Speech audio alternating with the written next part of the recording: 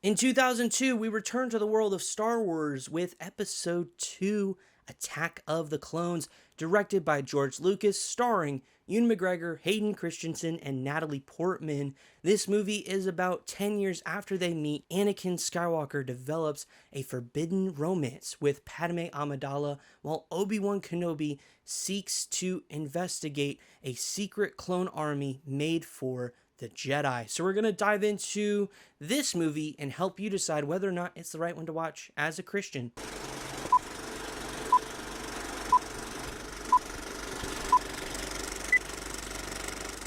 Hey friends, welcome to the channel. I am your host Tim, and we exist to help Christians live in the world, not of the world, by utilizing our convictions in the movies and shows we watch. Star Wars Attack of the Clones is rated PG for sustained sequences of science fiction, action, and violence. So we're going to dive into any convictions you may have that may prevent you from watching this movie, any theological themes present, and dive into my own personal thoughts on the film.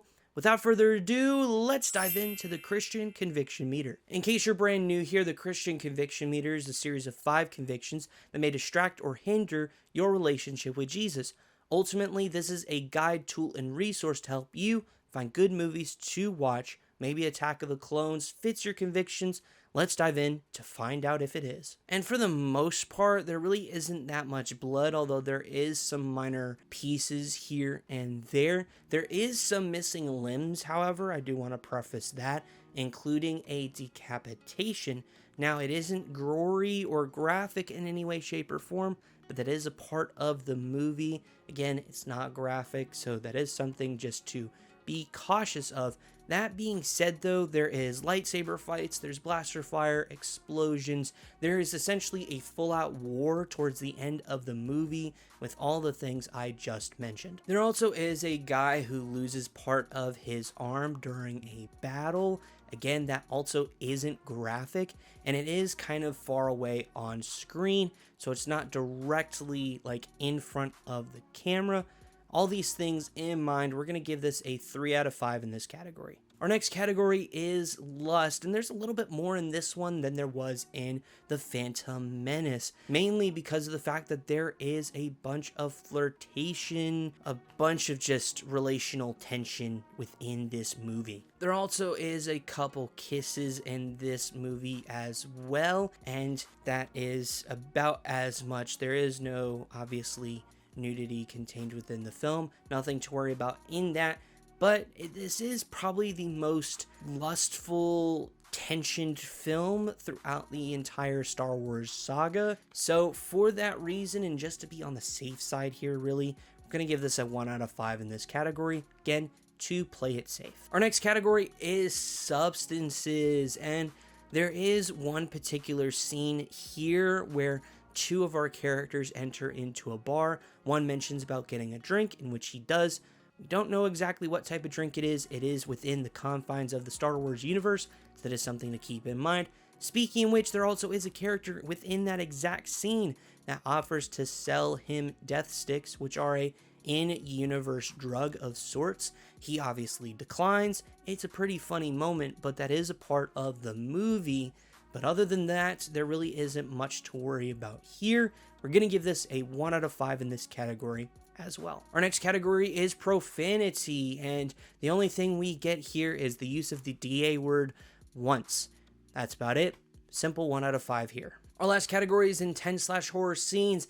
This is not a horror movie, which means there are no horror elements contained within this movie. That being said, though, there is a subplot in which Obi-Wan Kenobi is a bit of the center of, but it's primarily another character here that is a part of a assassination plot here. And it can get pretty creepy at times, namely by the fact that there is 2 kind of poisonous centipede-looking bugs that are attempting to take out this character. It can be creepy, and it is kind of a semi-intense scene in the film. There also is a scene where some characters have to battle monsters after entering into the Colosseum to essentially be there to die. That's really what it is, and it is a pretty intense sequence. Plus, on top of that, these monsters that are within the arena attempting to take out these three characters are pretty gross and pretty creepy, especially for younger viewers.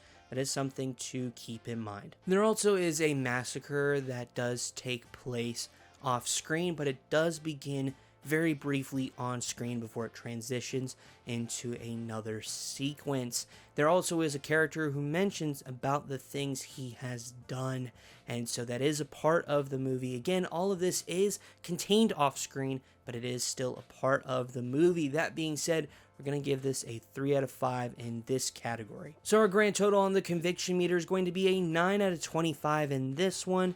Obviously, there is about a little bit in each category here, with, of course, some minor to very little things going on in the profanity and substance and lust categories, but there is some moderate stuff going on in the violence and gore and intense sequence categories. Ultimately, this is a resource to help you figure out whether or not this is the right movie for you or your child or children to watch based on the convictions God has given you.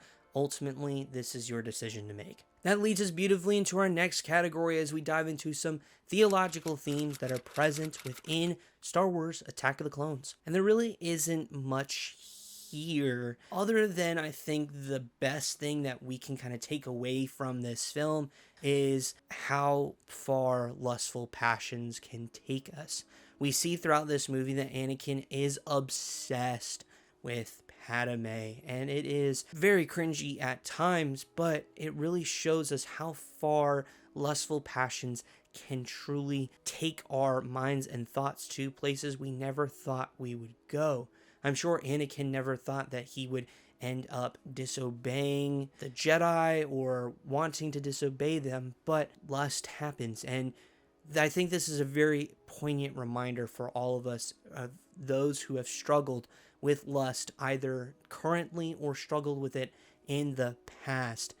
We have to be careful with it because it can really change us and lead us into places we never thought we would go, lead us to think thoughts we never thought we would think. So we have to be careful with that. Don't fall into lustful passions. Turn to Christ. And I'm saying this, it's easier said than done. It is easier to say these things than to actually do these things.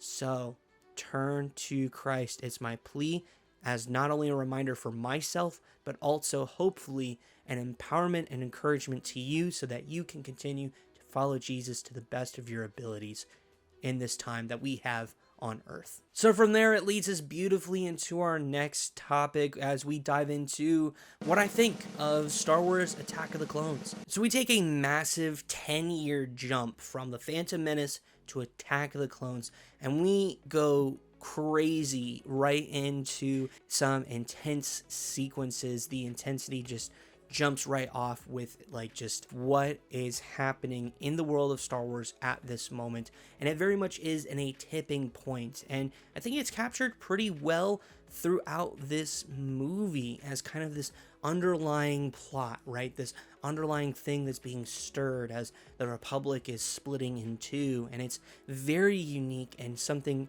very, very cool that is a part of this movie. And one thing this one continues to do well, as all Star Wars movies have, is to continue the world building. Here, we discover a few new planets like Camino and Geonosis. We do have some returning planets here as well. But the one thing that this movie does that is very interesting is bringing us back with these characters to see really what they've been up to the last 10 years. I feel like it does it pretty decently. Obviously, Anakin Skywalker is the one who has changed the most, not just with a new actor, but also in who he is. He's a much more fleshed out character. Although I will say this, he is very, very whiny in this movie, and it feels very much like he is a teenager within the film, even though he is very much a young adult, like he's 18, 19 years old within this movie. And just like The Empire Strikes Back, our trio is split,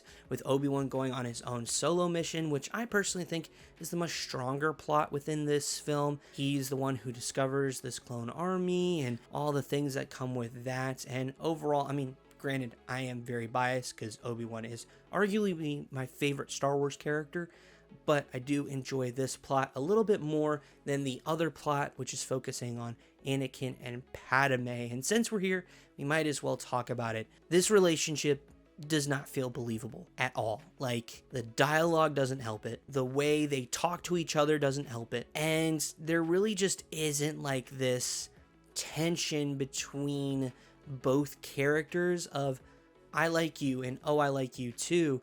There's none of that really throughout the movie. It's all one-sided from Anakin's perspective of, hey, I really like you. The most we get from Padme is bits and pieces here and there until like she finally collapses and like, oh yeah, in fact I do. And it's just like, it's not believable in any sense of the word. And it just feels forced and just fake. If there's one word to describe this relationship in its beginning, is definitely toxic. And I do want to give a special shout out to Star Wars The Clone Wars here because of the fact that it added so much more believability to their relationship and added so much more just kind of loving nature between the two of them that is 1000% missing within this film, because all it is just arguing and bickering and Anakin using the worst charisma I have ever seen a character use and somehow still managed to pull Padme Amidala. That's probably the most unrealistic part. Shifting gears though to some cool moments within the film, I do really like the end battle here between the Jedi and droids, and there's some really cool moments. We actually get to see Mace Windu, aka Samuel L. Jackson, use his lightsaber. He's got a purple one because he's Samuel L. Jackson, so why not?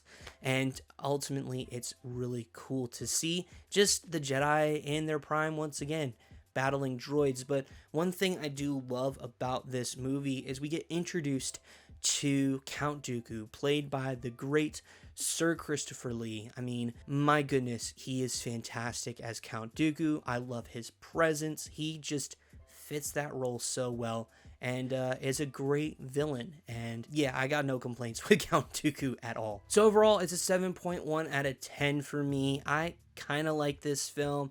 It's a bit better than some others, but again, the dialogue is very cringy, the most cringe probably out of all the Star Wars movies, if I'm being honest. So that's why it is a little lower than some others, but those are my thoughts. So it is a 9 out of 25 on the conviction meter, a 7.1 out of 10 on my review. Those are my thoughts. Let me know yours down in the comments below. Let's chat all things about Attack of the Clones. And while you're down there, consider hitting that like and subscribing for us, joining our community here on YouTube. And before you go, there's a few video recommendations over here, one of which is The Phantom Menace. Hope to see you over there. We'll see you all in the next one.